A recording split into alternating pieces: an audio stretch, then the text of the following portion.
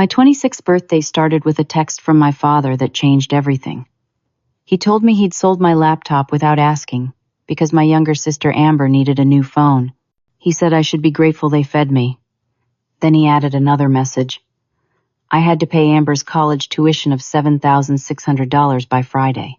When I typed back that there was no chance I'd do that, he responded instantly.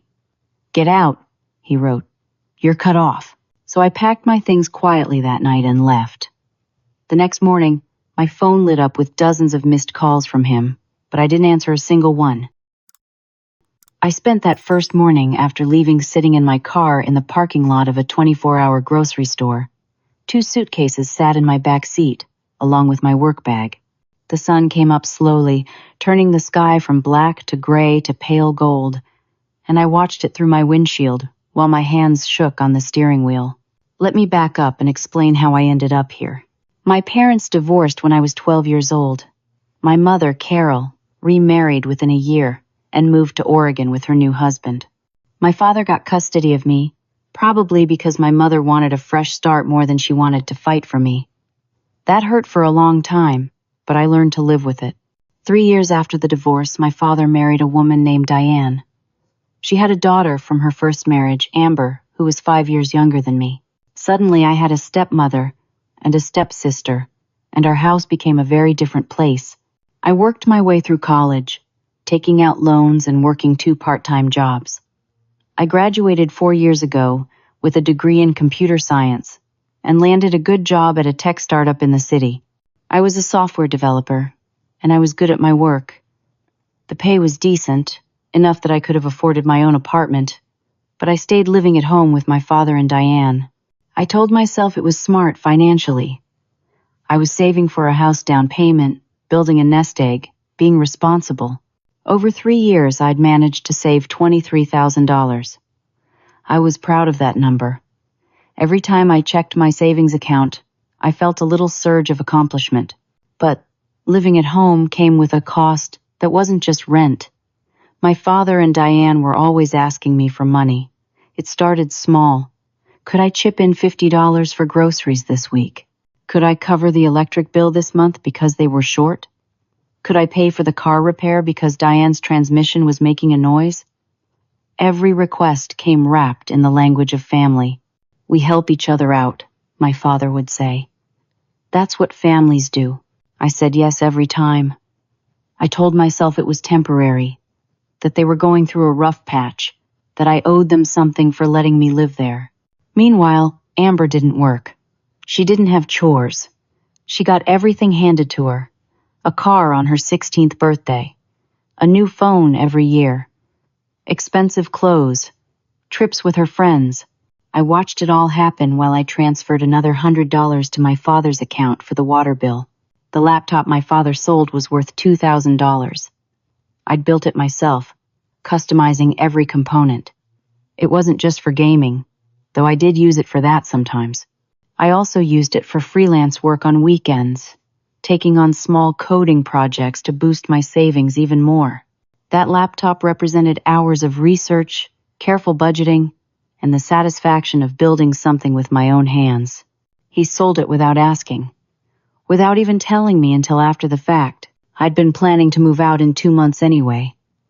I had my eye on a small 1-bedroom apartment across town, but the birthday text accelerated everything. I couldn't stay in that house another night after reading those messages, after seeing how little I mattered to him. So there I was, sitting in my car as the morning traffic started to pick up, trying to figure out my next move. I pulled out my phone and opened my banking app. I needed to see exactly where I stood financially.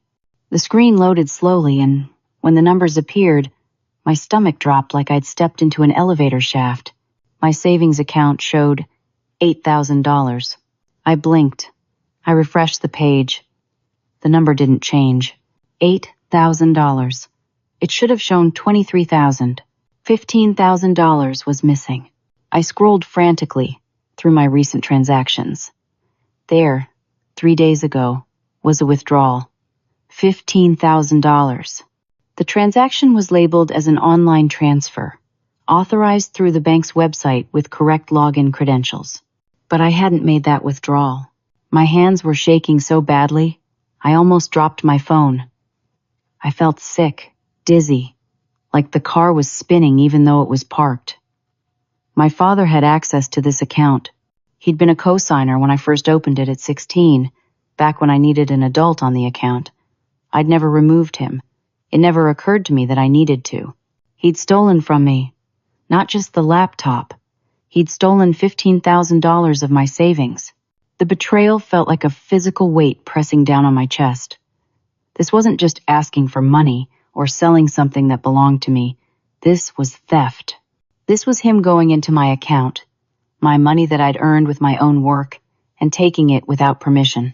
I sat there in that parking lot and cried for the first time since I'd left the house. Not quiet tears, but huge, gasping sobs that shook my whole body.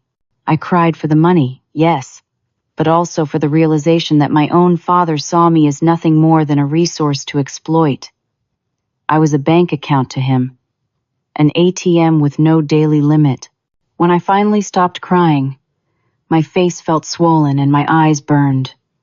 But underneath the grief, I felt something else kindling. Anger. Pure, clean, righteous anger. He'd stolen from me, and I wasn't going to let him get away with it. I called my bank right there from the parking lot.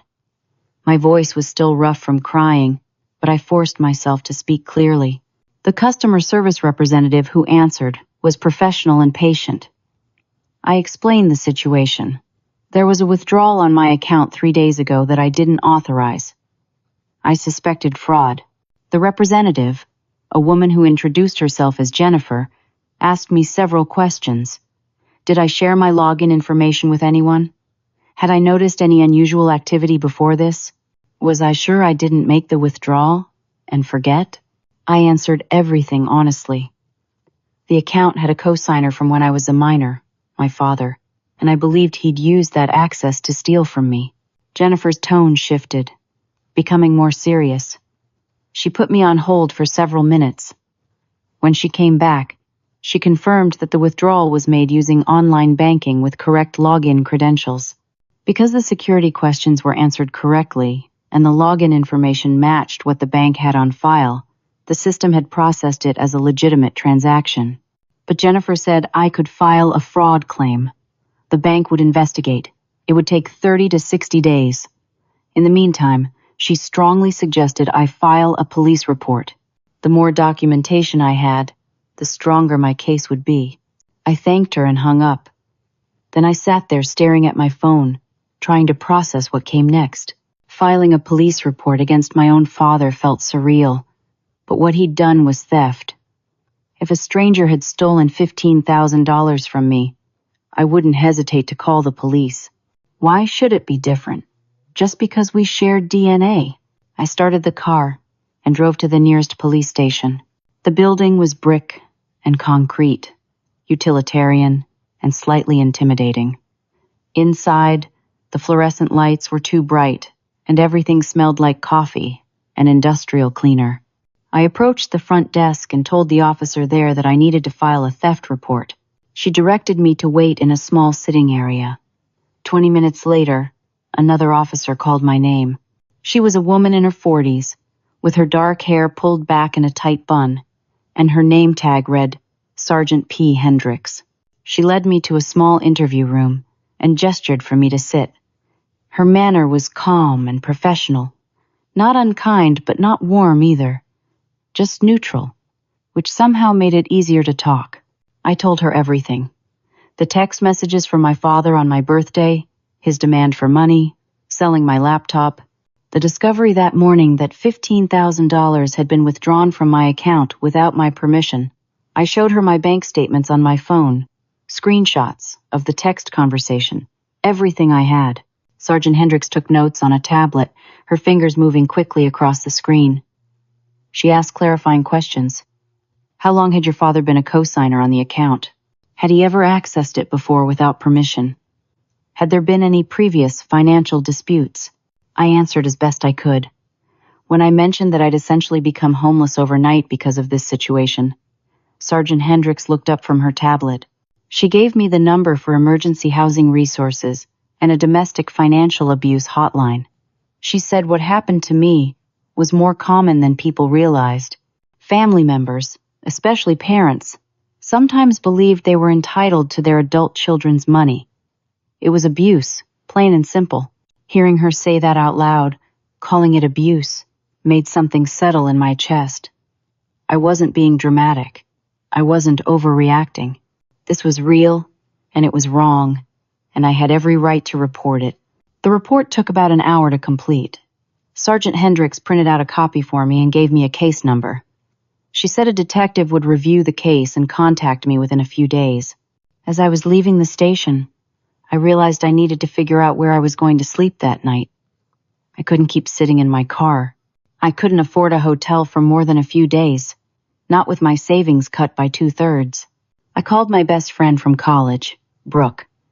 We'd stayed close, even though she lived 2 hours away in Portland. When she answered, I could hear music playing in the background. I asked if I could stay with her for a while, just until I figured things out. Brooke didn't hesitate.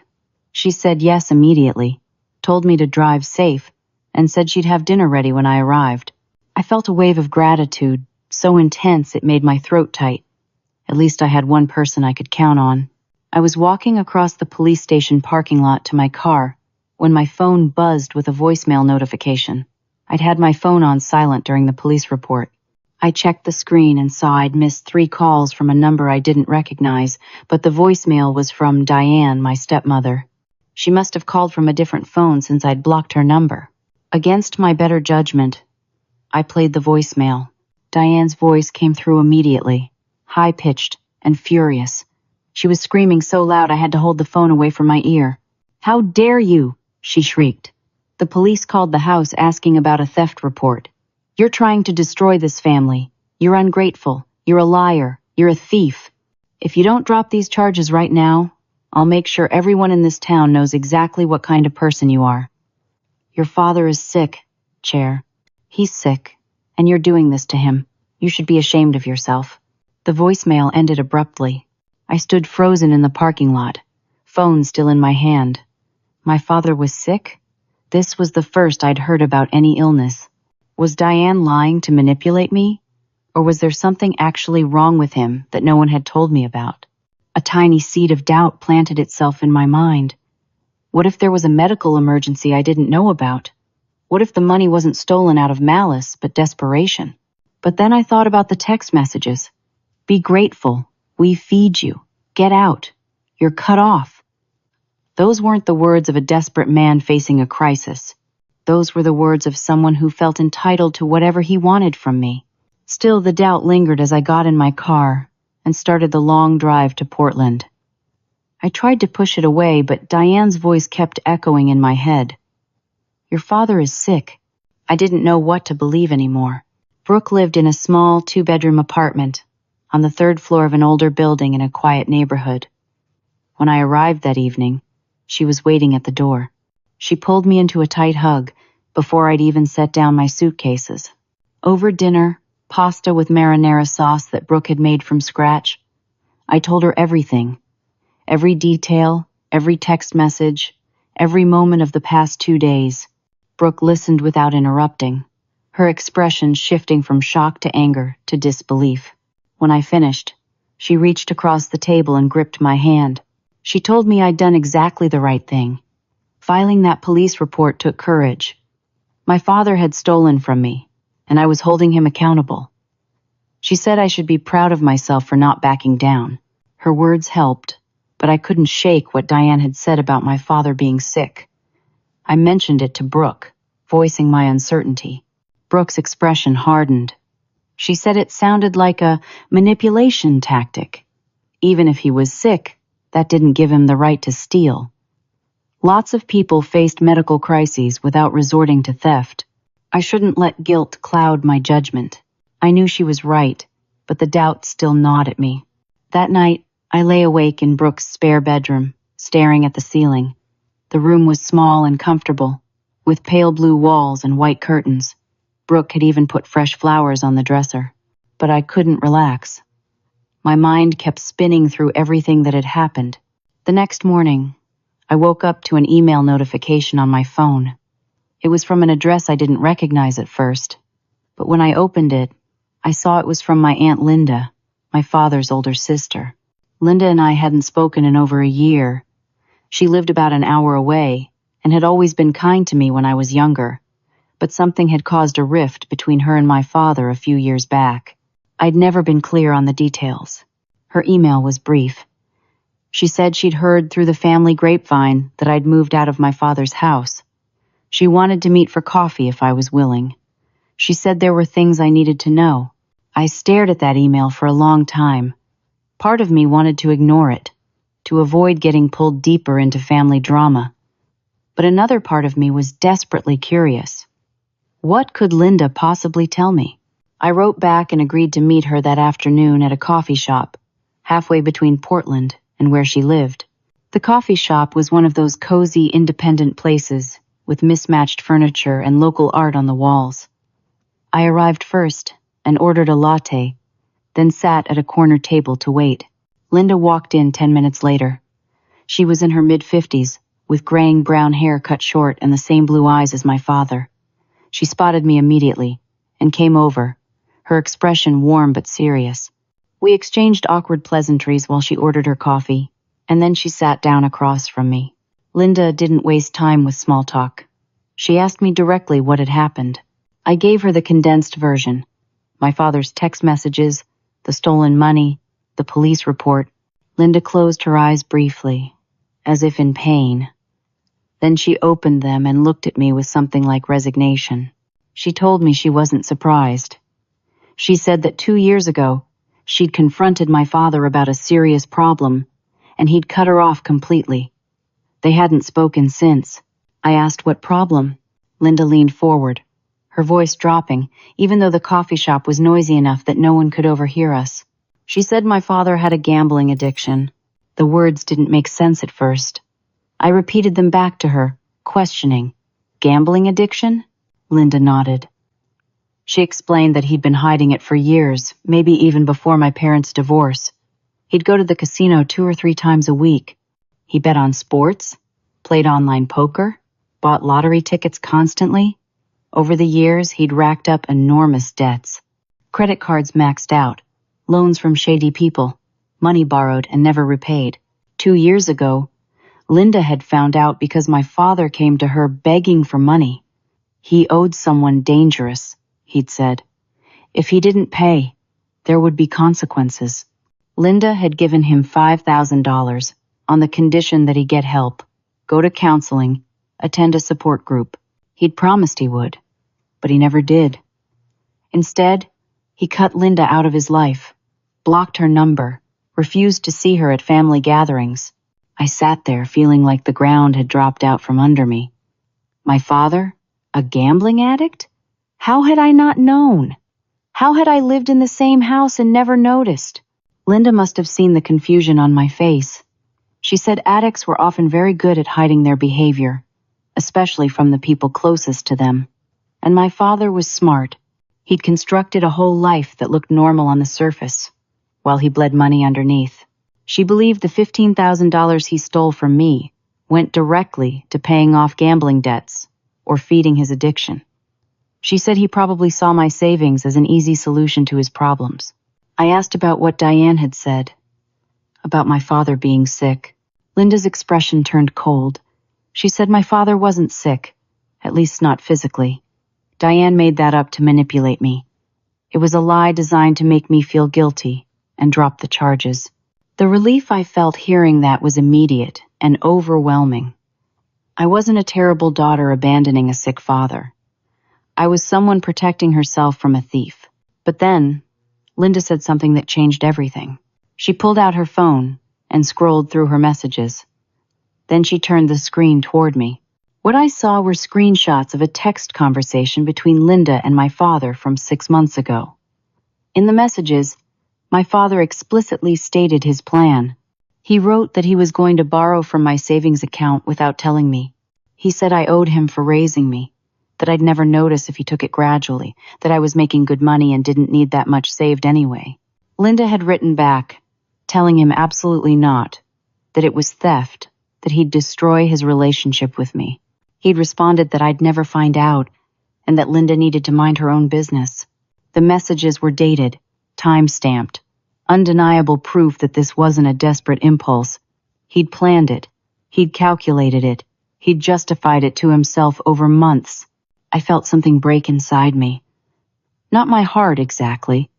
More like the last thread of hope I'd been holding on to, that maybe this was all a misunderstanding, that maybe he'd panicked and made a mistake. But this wasn't a mistake. This was premeditated theft. Linda said she'd kept the screenshots in case she ever needed them. She said if it would help my case, she'd testify or provide whatever evidence I needed.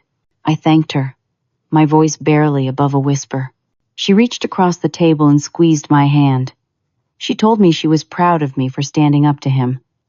She said it took strength to hold family accountable when they hurt you. As we parted ways in the parking lot, Linda hugged me tight. She told me to call her if I needed anything, that she was on my side. Driving back to Portland, I felt something shift inside me. The doubt was gone. The guilt was gone. What remained was clarity and resolve.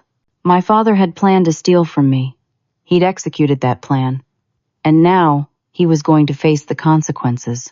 The first thing I did when I got back to Brooke's apartment was forward Linda's screenshots to Sergeant Hendricks. I attached a detailed written statement explaining who Linda was, when the conversation had taken place, and how it proved premeditation. Sergeant Hendricks responded within an hour.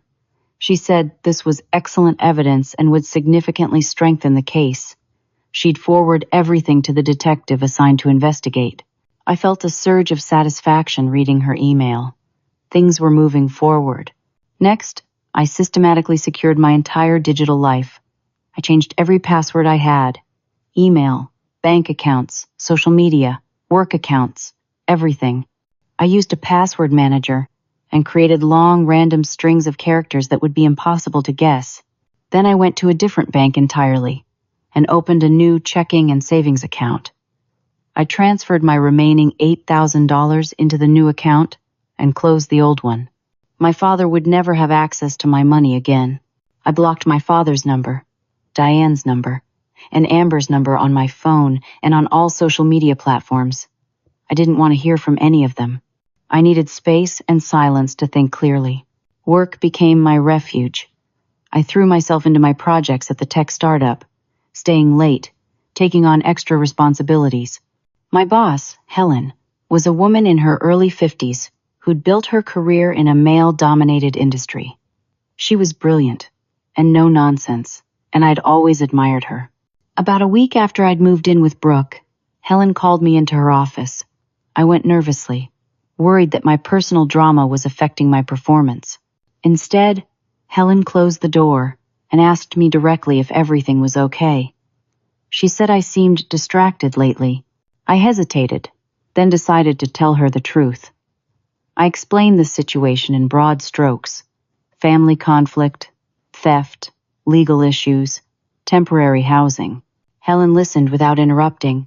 When I finished, she leaned back in her chair and nodded slowly. She told me that 2 years ago, her own brother had stolen her identity and opened credit cards in her name. She'd had to file charges against him. She understood how hard it was to hold family accountable. Then she said the company could offer me some accommodations. First, she was giving me a raise, effective immediately, 10% increase. She said my work was excellent and I deserved it regardless, but the timing might help. Second, she was authorizing me to work remotely for the next month. I could work from Portland if that was easier. We'd reassess after that. Third, if my father showed up at the office, security would handle it. She'd already briefed them on the situation. I felt tears prick my eyes. I managed to thank her, my voice shaking.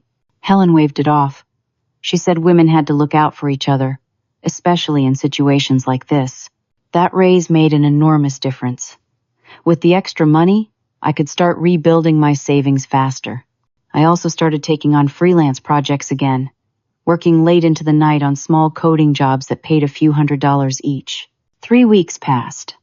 I fell into a routine: work during the day, freelance at night, avoid thinking about my father as much as possible. Then I got an email from my bank.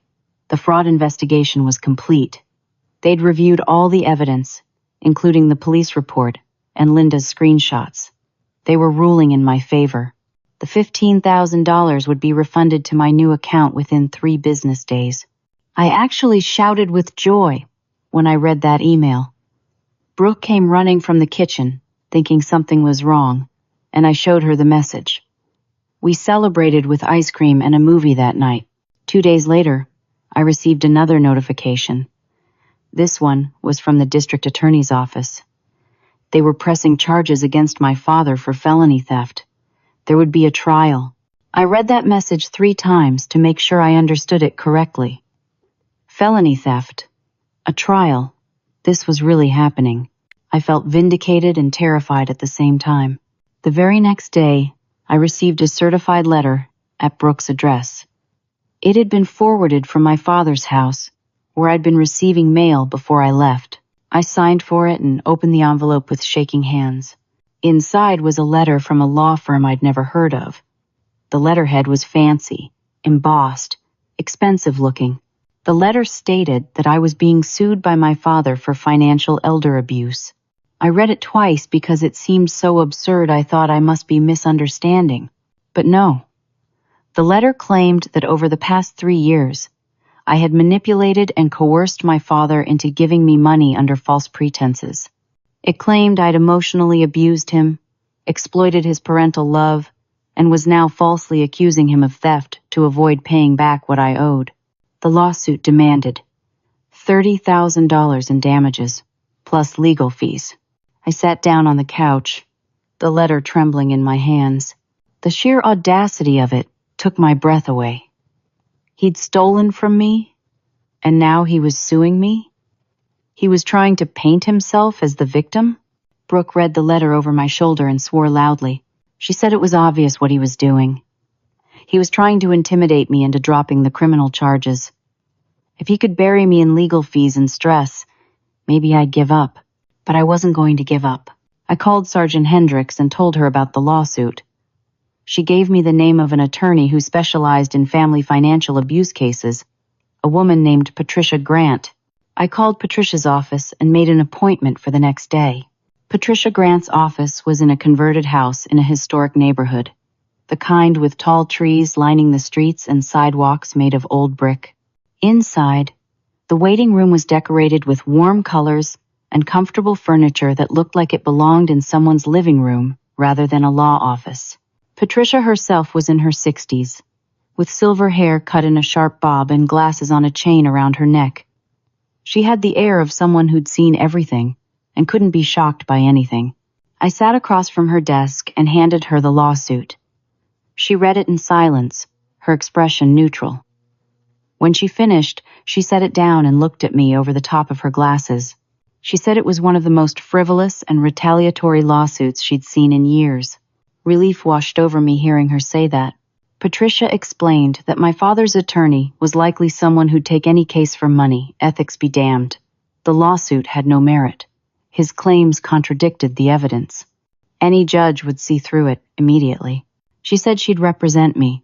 Her fee structure was contingency-based for the countersuit we'd file, meaning she'd take a percentage of any money we won, but I wouldn't pay her hourly. For defending against his lawsuit, she quoted me a flat rate that was high but manageable, especially with my recent raise and the refunded savings. I agreed immediately. Patricia got to work. Within a week, she'd filed a motion to dismiss his lawsuit, along with a countersuit for emotional distress, harassment, and malicious prosecution. She was thorough and aggressive, exactly what I needed. During this time, I did something I hadn't done in years. I called my mother in Oregon. Carol and I had a complicated relationship. After the divorce, she'd moved away and started a new life. We talked on the phone occasionally, exchanged messages on holidays, but we weren't close. I'd always felt like she'd chosen her new husband over me. But now, facing all of this alone, except for Brooke and the professionals I'd hired, I needed my mother. Carol answered on the second ring. I could hear surprise in her voice when she realized it was me. I told her everything. The words spilled out in a rush, The text messages, the stolen money, the lawsuit, all of it. There was a long silence on the other end of the line. Then my mother started crying. She said she was so sorry. She'd always suspected my father had problems, but she'd never had proof.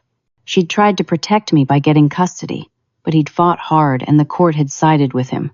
She'd felt powerless. Over the years, she'd told herself I was doing fine, that I was strong and capable, but she should have been there for me more. She should have checked in more often. She should have made me feel like I could come to her with problems. Hearing her take responsibility, hearing her actually acknowledge her absence, cracked something open inside me. We talked for 2 hours that night. Really talked, in a way we hadn't since I was a child. At the end of the conversation, Carol said she wanted to help. She asked if I needed money for legal fees or living expenses. I told her I was managing, but thank you. She was quiet for a moment.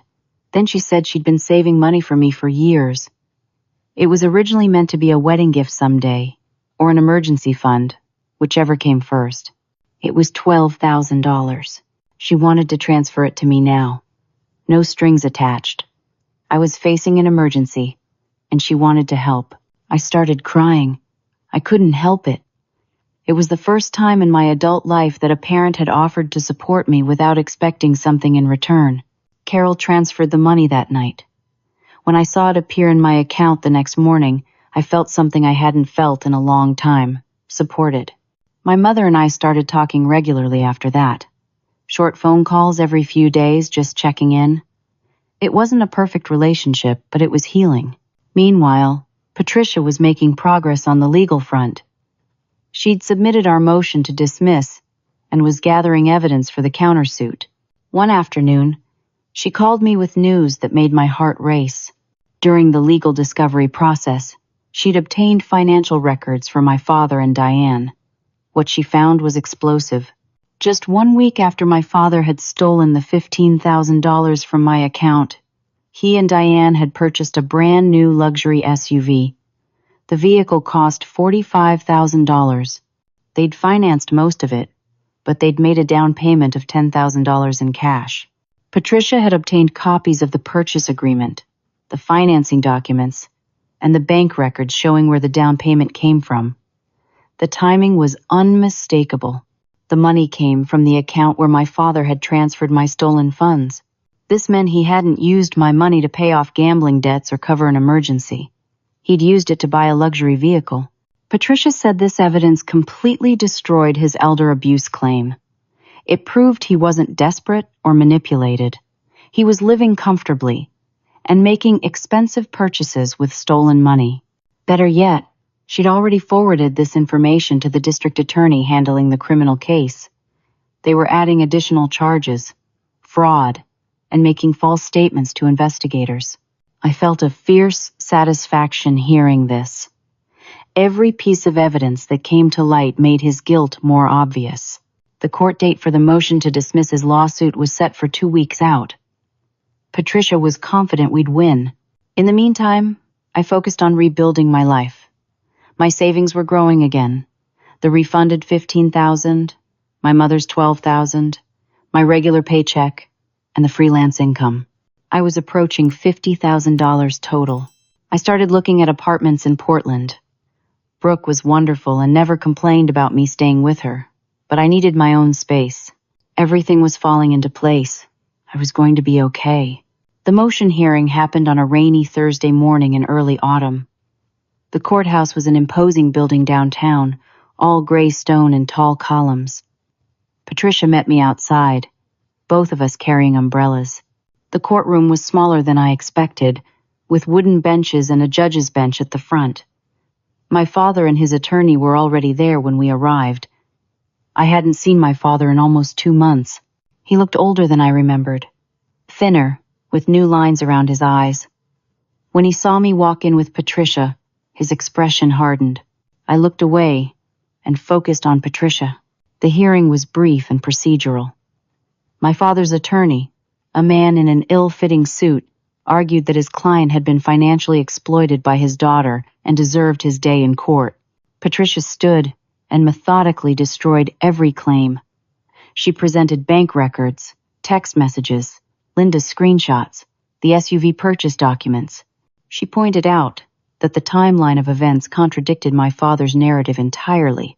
The judge, a woman with gray hair and sharp eyes, listened to both sides. Then she asked my father's attorney a single question. Could he provide any evidence whatsoever that his client had not stolen from his daughter? The attorney stammered and said the evidence was disputed. The judge cut him off. She said the lawsuit was dismissed with prejudice, meaning it could not be refiled.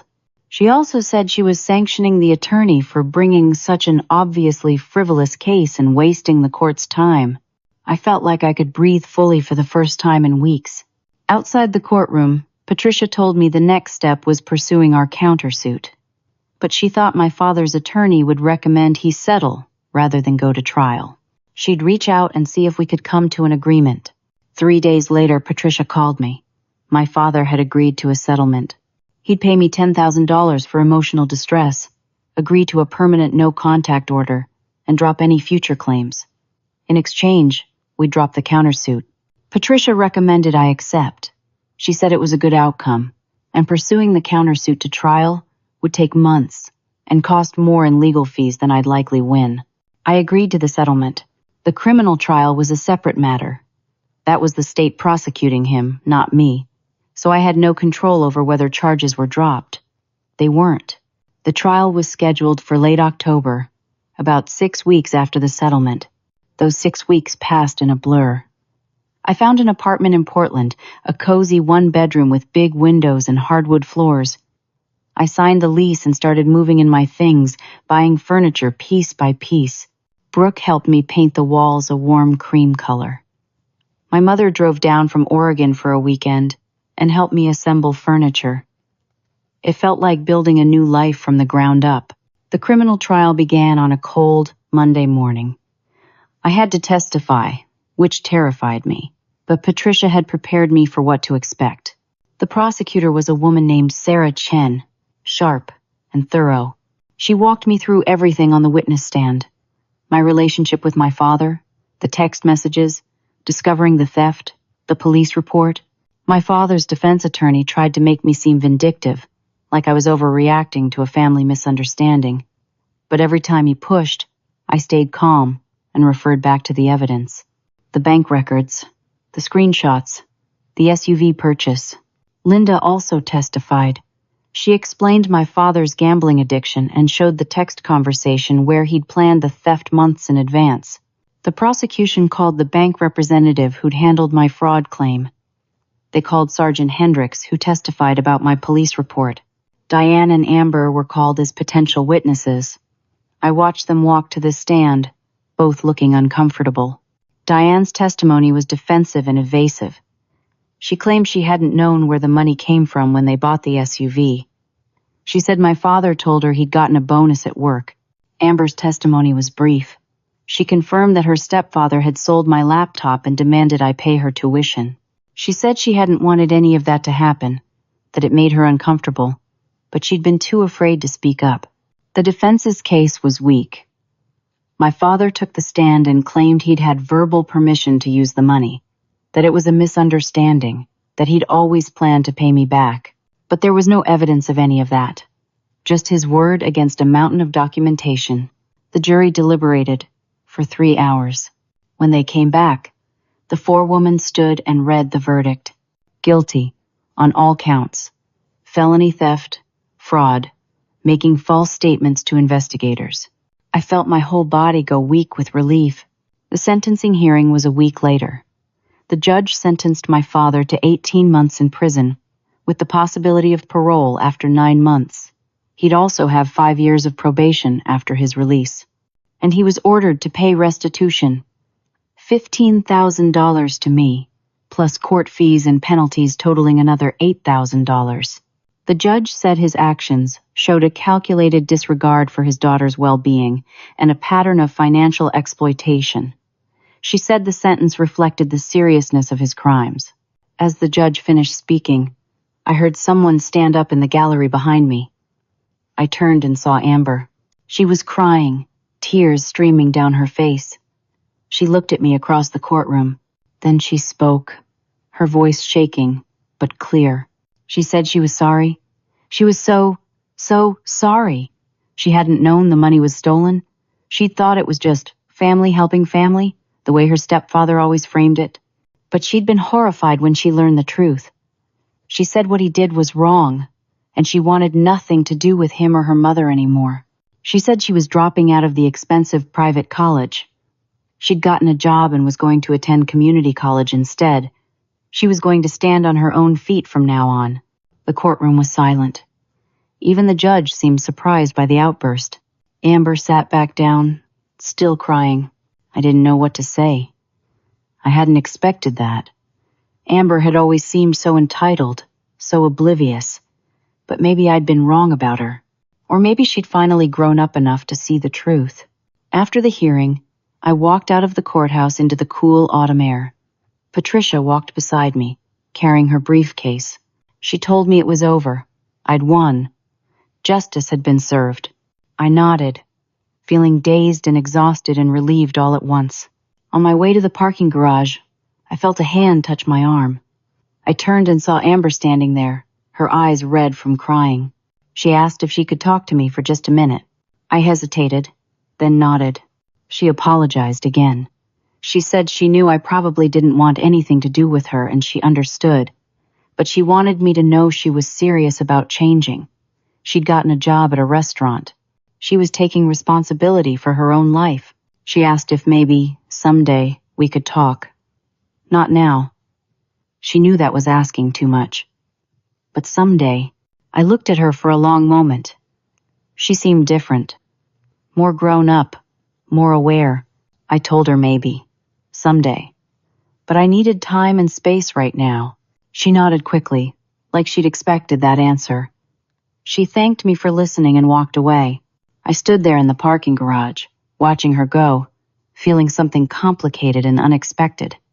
Hope, maybe. That people could change. That even in the middle of all this pain and betrayal, something good might grow. 6 months later, I stood in my apartment surrounded by moving boxes. Not because I was leaving, but because I was finally finishing the process of settling in. I'd been living there for months, but some boxes had remained unpacked, stacked in the corner of my bedroom. Today, I decided to finally deal with them. My life had changed in ways I couldn't have imagined that morning I woke up to my father's text message. My savings account now held over $50,000. The refunded money, the settlement, the restitution from my father, my mother's gift, and months of focused saving had built it back up. I was looking at houses now. Real houses that I could afford to buy on my own. Work was going better than ever. Helen had promoted me to senior developer 3 months ago with a significant salary increase. I was leading projects, mentoring junior developers, and feeling genuinely fulfilled by my work. I'd been seeing a therapist for 4 months. Sessions every week, working through the betrayal, the family dysfunction, learning to set healthy boundaries. It was hard work, the kind that left me emotionally exhausted some days. But it was helping. I could feel myself healing, becoming stronger. My support system had grown. Brooke was still my closest friend, and we had dinner together at least once a week. My mother and I talked on the phone several times a week now. Really talked, sharing our lives in ways we never had before. She'd visited twice, staying for long weekends where we cooked together and went for walks, and slowly rebuilt our relationship. Aunt Linda and I had coffee once a month. She'd become a kind of mentor to me, someone who understood the family dysfunction because she'd lived through it too. And then there was Amber. After the trial, she'd started sending me occasional text messages, nothing pushy or demanding, just small updates on her life. She'd gotten promoted to shift supervisor at the restaurant where she worked. She'd aced her first semester at community college. She was seeing a therapist too, working through her own issues. I'd responded politely but briefly at first, keeping my distance. But over time, I found myself writing longer replies, asking questions, sharing small pieces of my own life. We'd met for coffee twice in the past 6 months.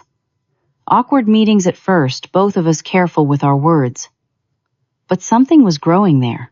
Not the sisterly relationship we'd never had, maybe never would have, but something like respect, maybe even the beginning of friendship. Amber had changed. She'd apologized more than once, never making excuses, always taking responsibility. She said living with our father and Diane had warped her view of normal.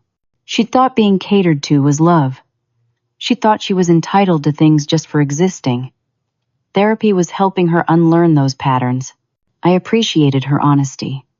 I couldn't forget the past, couldn't pretend those years of inequality and favoritism hadn't happened, but I could acknowledge that she was trying to grow.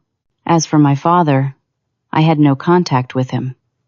The no-contact order from the settlement was still in effect. He'd served 9 months in prison and was released on parole about 3 months ago. I'd heard through Linda that he was living in a small apartment across the state, working at a warehouse, attending mandated counseling. I didn't know if he'd truly changed, or if he was just going through the motions. I didn't know if I'd ever be able to forgive him. What I did know was that I didn't need to decide that right now. Maybe someday I'd be ready to have a conversation with him. Maybe not. Either way, it would be my choice. On my terms. Diane, I'd blocked completely. She'd tried to reach out once through social media, with a long message blaming me for ruining her marriage and financial stability. I deleted it without reading the whole thing, and blocked her on that platform too. I didn't owe her anything. Not my time, not my energy, not my forgiveness. Standing in my apartment that afternoon, I looked around at what I'd built. The cozy space I'd made my own. The plants on the windowsill. The photos on the wall. Brooke and me laughing at a concert. My mother and me at the coast. Even one recent photo of Amber and me at that second coffee meeting, both smiling cautiously at the camera. This was my life. Built on my terms. Filled with people who respected me and supported me. I thought about that morning 6 months ago, sitting in my car in a grocery store parking lot with everything I owned in 2 suitcases. I'd felt lost and betrayed and utterly alone. But that morning had also been a beginning. Sometimes the people who are supposed to protect you are the ones you need protection from. That was a hard truth to learn, but an important one. Standing up for myself, even when it meant police reports and trials and family fractures, was the most important thing I'd ever done.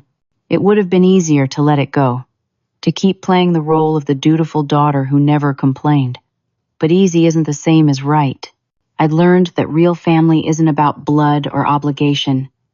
It's about respect, love, and mutual support. Brooke was more family to me than my father had ever been. My mother, despite our complicated history, had shown up when it mattered. Even Amber, step by step, was proving that family could be chosen and earned. I'd learned that you can't set yourself on fire to keep other people warm. For years, I'd sacrificed my own well-being, trying to make my father happy, trying to be good enough, trying to earn love that should have been freely given. It had never been enough, because the problem wasn't me. It was him. Most importantly, I'd learned that walking away from toxicity isn't giving up. It's choosing yourself. And sometimes, choosing yourself is the bravest thing you can do. The life lesson that I carried forward from all of this was simple but profound. You teach people how to treat you. For years, I'd taught my father that he could take from me without consequence. I'd taught him that I'd always say yes, always give in, always prioritize his needs over mine. It took losing $15,000 and being thrown out of my home on my birthday for me to finally teach him something different, that I had boundaries, and I would enforce them. Standing up for yourself might mean short-term pain, legal battles, family ruptures, difficult conversations, sleepless nights. But the long-term gain is worth it. Self-respect, freedom, peace. I walked to the window and looked out at the street below. Autumn leaves scattered across the sidewalk in shades of gold and red. The afternoon sun slanted through the trees, warm and gentle. My phone buzzed with a text. It was my mother, asking if I wanted to video chat later to talk about Thanksgiving plans. She was thinking of coming down to Portland for the holiday. Maybe Amber could come too, if I was comfortable with that. I smiled and typed back that, yes, that sounded good. A year ago, I would never have imagined celebrating Thanksgiving without my father. The idea would have seemed impossible, wrong somehow. Now, the idea of celebrating with people who actually cared about me, who respected me, who showed up for me, that felt right. I was building a new life, one where I wasn't taken for granted, one where I mattered, and that life was more valuable than anything anyone could ever steal from me. I opened my laptop, my new laptop that I'd bought with my own money, and started working on a freelance project. The code flowed easily, my mind clear and focused. For the first time in years, I felt like myself, free, strong, whole, and that was worth everything. So, if you've ever felt taken for granted by the people who are supposed to love you, I want to ask you something. Have you ever had to stand up to a family member who crossed a line? How did you find the courage to set boundaries? And what happened afterward? Share your story in the comments. Your experience might help someone else who's struggling with the same decision. If this story resonated with you, please like this video. It helps more people find these stories and know they're not alone. And if you haven't already, subscribe to the channel for more real stories about overcoming difficult family situations and finding your own strength. Share this video with someone who might need to hear it, someone who's struggling to stand up for themselves, or wondering if they're wrong to set boundaries with family. Thank you for listening to my story. I hope it reminds you that you deserve respect, that your boundaries matter, and that choosing yourself isn't selfish, it's necessary. Take care of yourselves out there. You're stronger than you think.